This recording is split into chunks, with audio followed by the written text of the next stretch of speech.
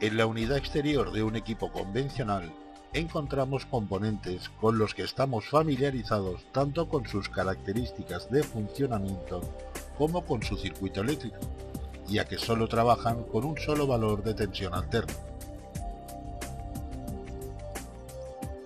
En los equipos inverter vamos a encontrarnos con la incorporación de componentes electrónicos, donde la mayoría de funciones están gobernadas por circuitos integrados, los cuales no tienen posible comprobación con los comprobadores normales de servicio. Además, nos encontraremos que difícilmente, por no decir nunca, vamos a disponer del esquema electrónico que se corresponda a la máquina que vayamos a intervenir. El esquema que normalmente vamos a tener es el esquema de cableado, que lleva pegado cada unidad en algún punto de su interior, en el cual, según el fabricante, encontraremos más o menos información de los componentes principales y su cableado o situación en la placa electrónica. En este apartado veremos un funcionamiento por bloques correspondiente a un tipo de sistema inverter, pero la finalidad de este DVD es desarrollar la comprobación de las etapas que tengamos acceso y sus componentes, para saber determinar en qué placa o en qué componente se encuentra la avería, incluso sin tener esquema de la máquina. Para seguir un esquema o una instalación de la que no se tenga información, siempre aconsejo seguir la del compresor hacia atrás. En este caso tenemos el motocompresor, que es DC, pero se comprueba exactamente igual que uno de corriente alterna.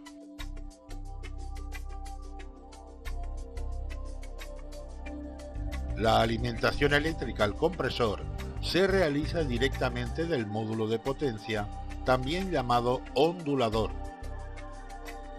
Al ondulador siempre le encontraremos debajo de los disipadores de calor, debido a la temperatura que coge durante el funcionamiento.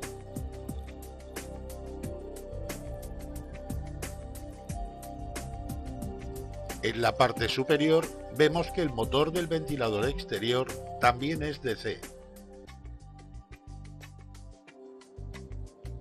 La etapa de potencia está alimentada por el módulo activo, también llamado etapa intermedia. Los componentes que identifican a esta etapa son los condensadores de gran capacidad y voltaje, el reactor, que es una bobina de grandes dimensiones y que por su peso siempre va instalada en una parte metálica de la unidad, los transformadores toroidales, pudiendo llevar uno o varios,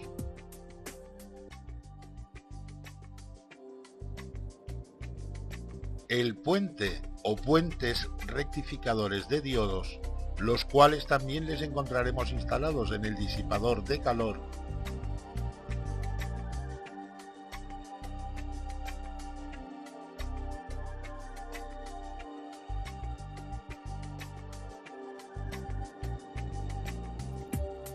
y el módulo activo recibe la alimentación a través de un relé magnético, marcado a la derecha de la imagen con las iniciales RI, PVR,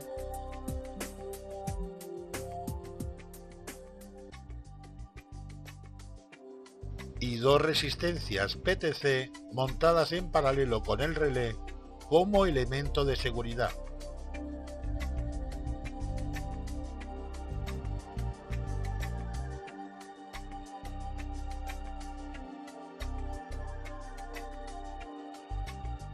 En el esquema como circuito de protección de la corriente de irrupción. A continuación vemos circuito de detección de la posición del polo magnético del rotor y circuito de interrupción de la corriente de pico, ambos circuitos sin posible comprobación con los instrumentos de prueba convencionales.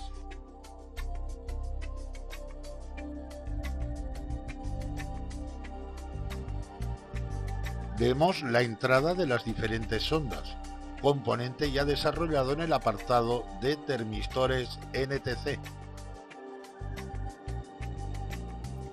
Sigue el circuito de intercomunicación entre las unidades interior-exterior, el cual, como vemos en los esquemas, se hace a través de circuitos integrados.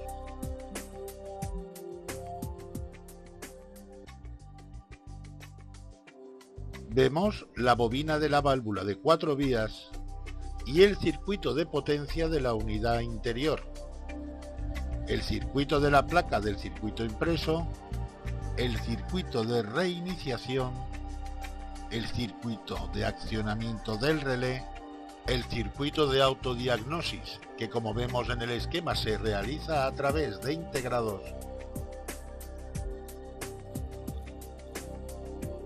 y el circuito de accionamiento del brazo superior e inferior, que intervendrán en la conducción o no de los diferentes transistores de la etapa de potencia para alimentar al compresor.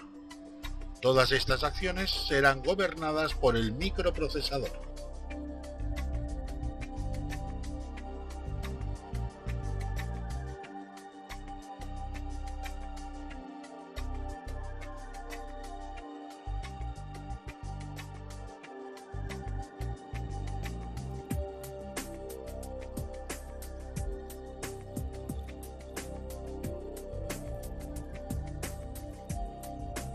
Un fusible está constituido por un filamento o lámina de un metal o aleación de bajo punto de fusión que se intercala en un punto determinado de un circuito para que se funda por el efecto Joule cuando la intensidad de corriente supere, bien sea por un cortocircuito o un exceso de consumo eléctrico, un determinado valor que pudiera hacer peligrar la integridad de otros componentes.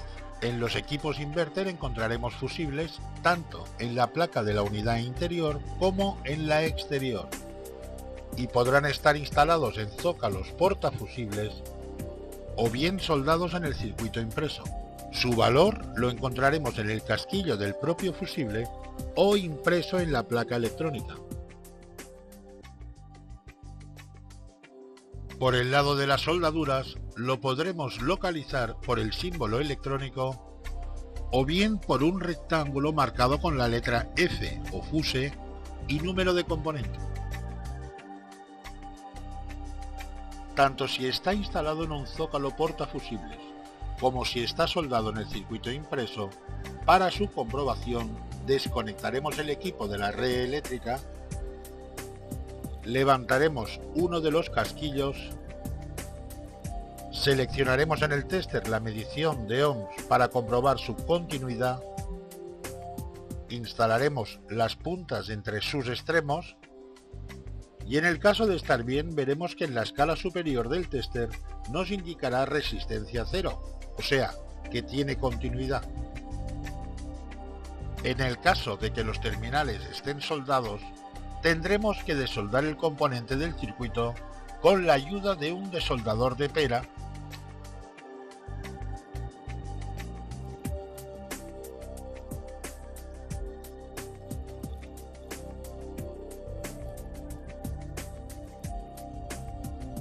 o bien de pistón. Con este último primero tendremos que calentar la soldadura y por último utilizar el desoldador. Para irnos familiarizando con los componentes de la placa, tenemos que aprovechar cualquier información que ésta nos brinde. Por ejemplo, en esta toma vemos el fusible que viene marcado con el término fuse. Los componentes que vienen marcados con las iniciales RY, en este caso RY2, corresponden a un relé.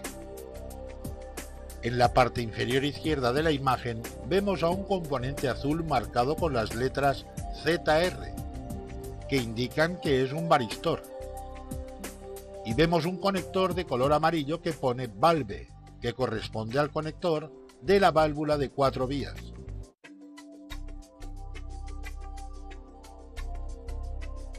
En esta otra imagen vemos RY9 y RY10, que ya sabemos que se trata de dos relés. En la parte superior derecha, el componente de color amarillo marcado como C1 nos dice la letra C que se trata de un condensador cerámico. ZR1 ya sabemos que es un varistor. CN2 solo nos dice que es el conector número 2. Los terminales marcados como D1, 2, 3 y 4, la D nos dice que son diodos. Y J7, que la J es la letra utilizada por este fabricante para identificar los puentes entre pistas o terminales.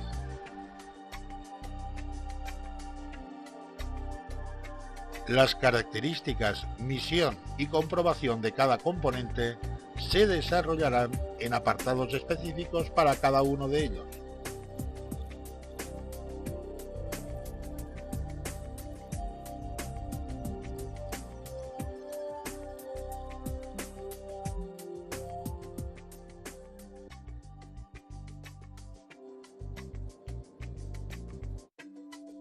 Un varistor es un componente electrónico cuya resistencia óhmica disminuye cuando el voltaje que se le aplica aumenta. Tiene un tiempo de respuesta rápido, entre 5 y 25 nanosegundos, y son utilizados como limitadores de picos de voltaje. Se utilizan para proteger a los componentes más sensibles de los circuitos contra variaciones bruscas de voltaje o picos de corriente que pueden ser originados, entre otros, por relámpagos, conmutaciones o ruido eléctrico. Se instala en paralelo al circuito a proteger y absorbe todos los picos mayores a su tensión nominal. El varistor solo suprime picos transitorios. Si lo sometemos a una tensión elevada constante, se quema. En un circuito les podemos localizar por su símbolo electrónico o por las iniciales ZNR, ZR, RV o VA. Encontraremos componentes con la apariencia física de un varistor. Sin embargo, su nomenclatura empieza por C, o sea, C05J y C06J son condensadores. Cuando realicemos su comprobación, solo sabremos si está en cortocircuito, ya que con un tester analógico o digital, de estar en buen estado, nos dará una resistencia infinita, lo mismo que si estuviera abierto. De estar en cortocircuito, fundiría el fusible en cada puesta en marcha. Si cortamos uno de sus terminales, la máquina se pondrá en marcha, pero quedará sin protección.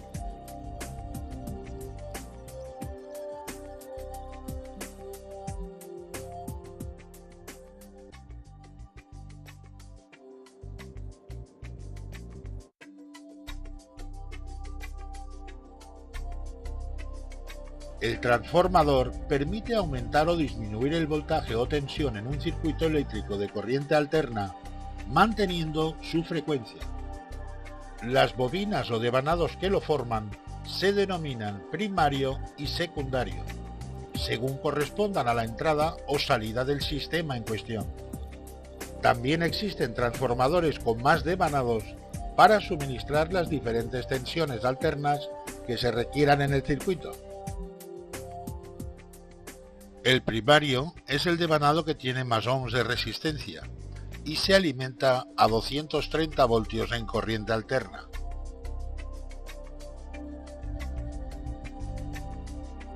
Como secundario, encontraremos una bobina de pocos ohmios que corresponderá a la salida de 12 voltios en corriente alterna.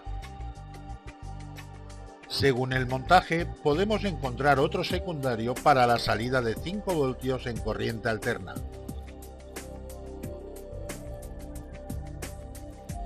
En caso de no llevar secundaria para estos 5 voltios, se conseguirán a partir de los 12 voltios en corriente alterna y un circuito regulador equipado con diodos Zener.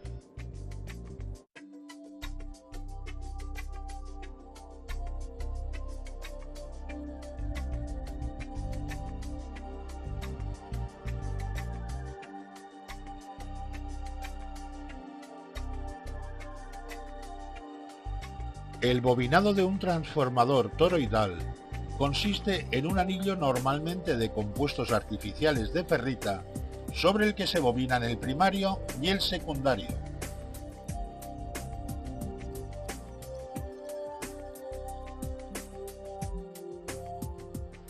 En el esquema representados como NF, filtro de ruidos, y el término coil determina la bobina. Su misión en el circuito junto con los condensadores electrolíticos es filtrar armónicos y ruido eléctrico que podrían perjudicar el normal funcionamiento de un equipo inverter.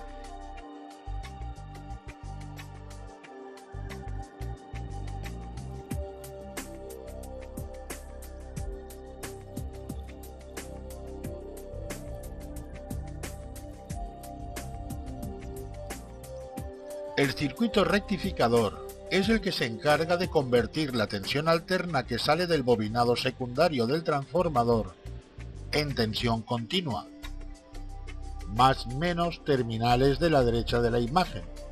Por lo tanto, a la fuente de alimentación le entran 220 voltios en corriente alterna y en su salida tendremos que encontrar un valor de tensión continua que al instalar las puntas de prueba del tester tendremos que respetar su polaridad. La rectificación de corriente se realiza a través de diodos, tomando el tipo de montaje el nombre de puente de diodos o puente rectificador. El diodo que vemos en la imagen como D7 es un componente semiconductor. Su construcción está basada en la unión de un material P con uno N. Al terminal P se le denomina ánodo y al terminal N cátodo, marcado este por una banda plateada en el caso de que el diodo sea negro, o bien con una banda negra si el diodo es plateado. Al cátodo en los esquemas puede venir representado con la letra K y el símbolo del diodo es el que se encuentra en el centro de los 4 diodos. El triángulo blanco corresponde a la A de ánodo y el terminal negativo al cátodo. Un diodo conduce cuando la tensión de su ánodo es mayor que la de su cátodo. Es como un interruptor que se abre y se cierra según la tensión de sus terminales. Para su comprobación tendremos que recordar que el diodo solo conduce en un sentido. Si le comprobamos con un tester digital que en el selector tenga el símbolo del diodo, instalaremos la punta roja en el ánodo y la punta negra en el cátodo, y de esta forma comprobaremos que cuando el diodo conduce tiene una caída de tensión que está entre los 500 y 700 milivoltios. Si cambiamos las puntas, o sea, le polarizamos al revés, el diodo no tiene que conducir. Si el diodo conduce en las dos posiciones o no conduce en ninguna posición, estará defectuoso.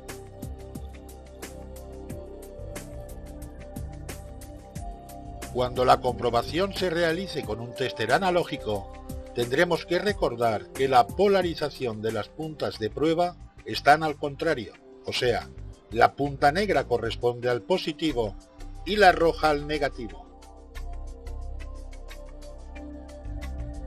Colocaremos el selector en la posición de ohms y una vez instaladas las puntas veremos que el diodo en una posición conduce y en la otra no.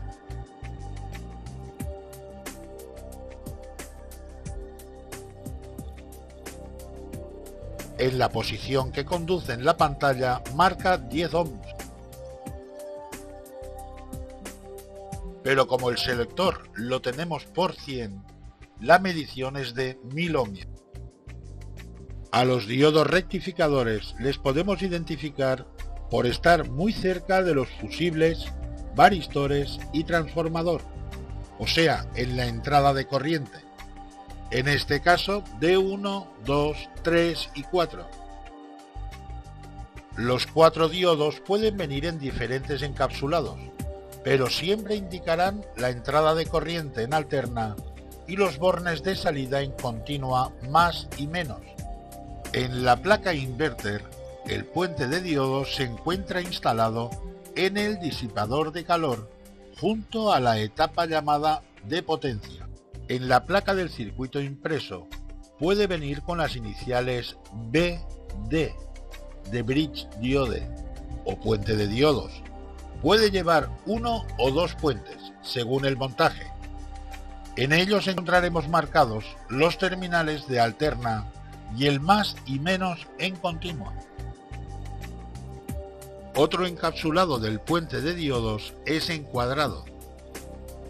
En este formato nos tendremos que guiar por el alineado de los 4 terminales o por el chaflán que encontraremos en uno de sus ángulos. El chaflán siempre indica el terminal positivo en continua y el que se encuentra en cruz con él será el terminal negativo. Los otros 2 terminales son la entrada de corriente alterna. En caso de no llevar chaflán, el terminal que no está alineado con los otros 3 es el positivo. En cruz tendremos al negativo y los otros 2 serán la entrada de corriente alterna. En la entrada de alterna tendremos que encontrar 230 voltios AC y entre más y menos 230 voltios DC.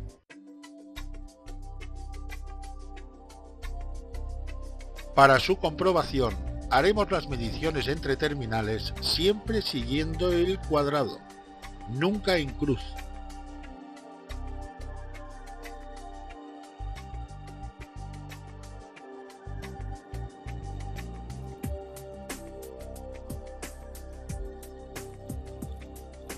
Y de estar bien, encontraremos que en cada una de las mediciones, cada uno de los diodos conduce solo en una dirección, y cambiando las puntas en esta misma medición, no conduce.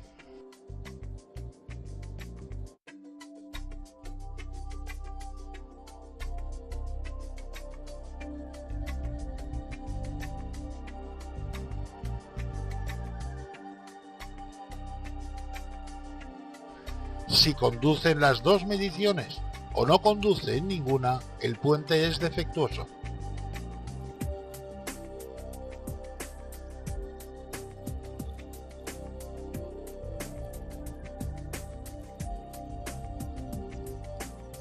Antes de realizar cualquier medición, tendremos que descargar los condensadores electrolíticos a través de una resistencia que consuma, como por ejemplo la toma de corriente de un soldador, pero nunca cruzar sus terminales para la descarga.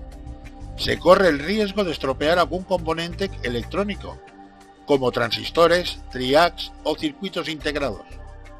Para seguir identificando componentes, vemos a la derecha de la imagen Q2, 3 y 4. La Q nos dice que son transistores. El C5 ya sabemos que es un condensador cerámico. Todos los componentes que llevan franjas de colores en su cuerpo y vienen representados con la letra R son resistencias. El componente E5 es un condensador electrolítico y el IC1 e IC5 son circuitos integrados. J10 es un puente entre pistas o componentes. En esta parte de la placa electrónica vemos D7, que la D corresponde a diodo, R40, que es una resistencia, C10 es un condensador cerámico y C2 es un circuito integrado, RY2 es un relé, J9 es un puente y Q5 y 6 que son 2 transistores, que incluso nos dice el terminal que corresponde al colector marcado con la letra C, al emisor marcado con la letra E y el tercer terminal corresponde a la base del transistor. En esta parte de la placa nos encontramos con D1, 2, 3, 4 y 5, tapados con la silicona que son los diodos del puente rectificador. C1 y C2 que son condensadores cerámicos. Vemos a 3 condensadores electrolíticos, pero solo podemos leer C3. Los otros 2 están tapados por la silicona. Todas las R corresponden a resistencias. Q1 es un transistor, donde también nos indica el terminal correspondiente al emisor, marcado con una E, y al colector, marcado con una C.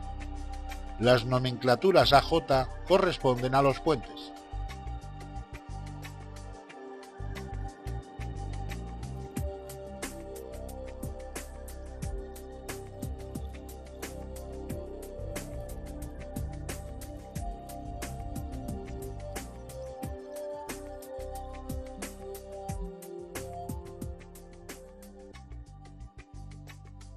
Un diodo Zener es un diodo de silicio que, como cualquier diodo, tiene cierta resistencia interna en sus zonas P y N, que al circular una corriente a través de este, se produce una pequeña caída de tensión de ruptura. Los diodos Zener mantienen la tensión entre sus terminales prácticamente constante, en un amplio rango de intensidad y temperatura, cuando están polarizados inversamente. Este tipo de diodos se emplean en circuitos estabilizadores o reguladores de la tensión, en el esquema ZD1 y ZD2. La banda negra en uno de sus extremos nos indica el cátodo del diodo. En el circuito impreso podrá venir representado por las iniciales ZD, correspondiente a Zener Diode, o por el esquema que vemos en el ZD07K o 08K.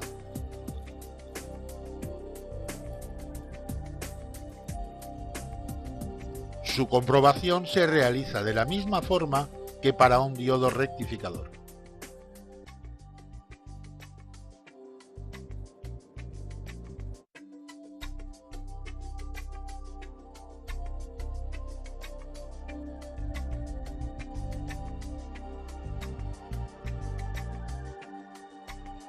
Uno de los condensadores que normalmente encontraremos en las placas electrónicas de equipos de aire acondicionado serán cerámicos, los cuales acostumbran a venir identificados por la letra C y número de componente, en este caso C10.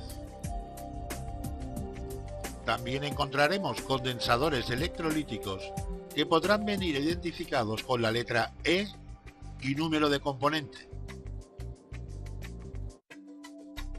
o bien con la letra C de condensador en esta imagen C1 y C3, pero con el símbolo electrónico del condensador electrolítico, donde el negativo marcado con la banda en el cuerpo del condensador corresponde a la U del símbolo, y el otro terminal del condensador y símbolo pertenece al positivo.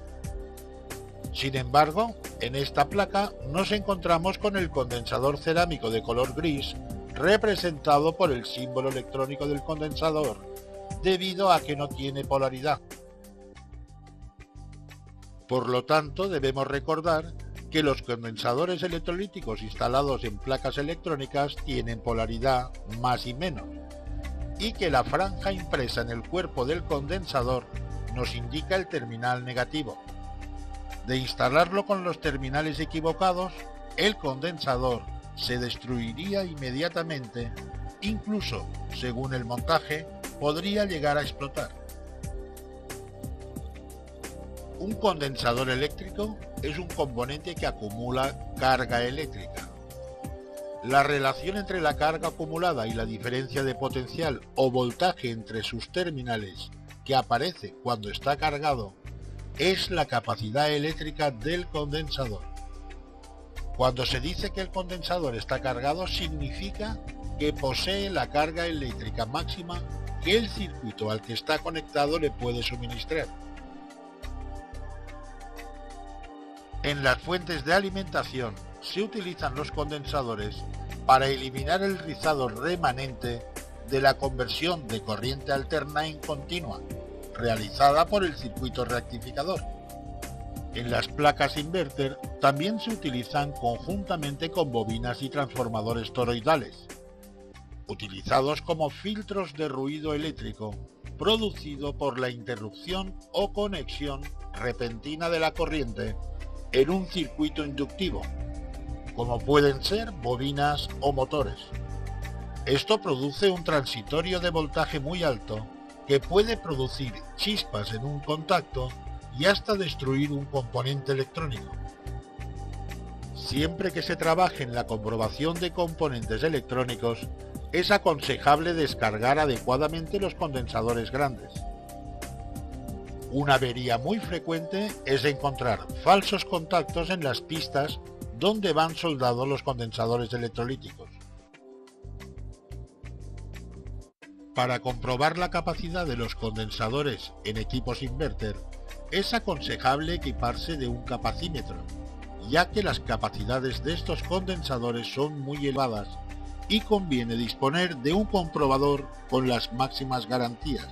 En cuanto a la medición de capacidad, se dispone de una gama de capacidades que van de los 200 picofaradios, 2, 20 y 200 nanofaradios, 2, 20, 200 y 2000 microfaradios y 20 milifaradios como capacidad superior.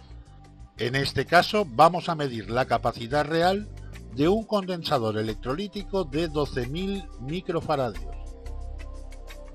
Una vez descargado, instalaremos la punta negra en el polo negativo del condensador, marcado por la franja que nos indica su ubicación, y la punta roja al positivo del condensador. Vemos en el display que la capacidad real de este condensador está sobre 10.500 microfaradios.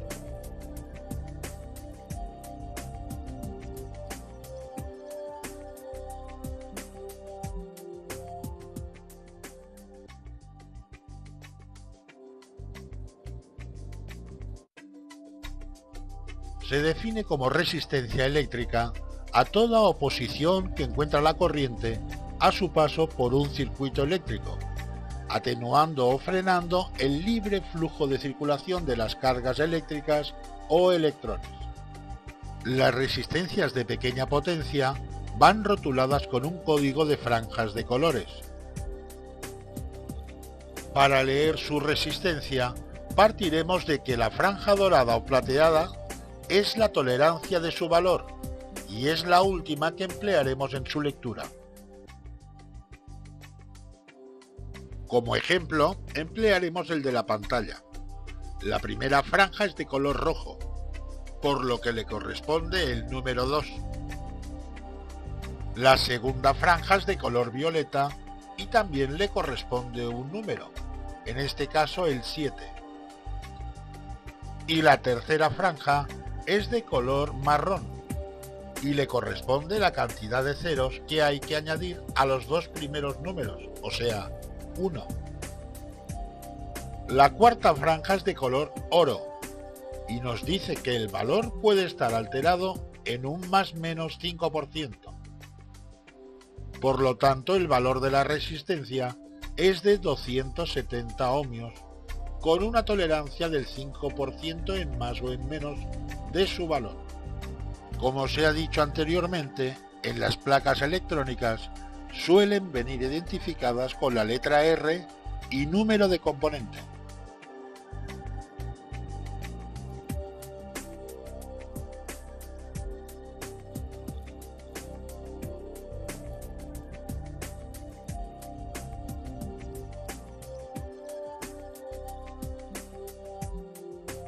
El relé es un dispositivo que consta de dos circuitos diferentes.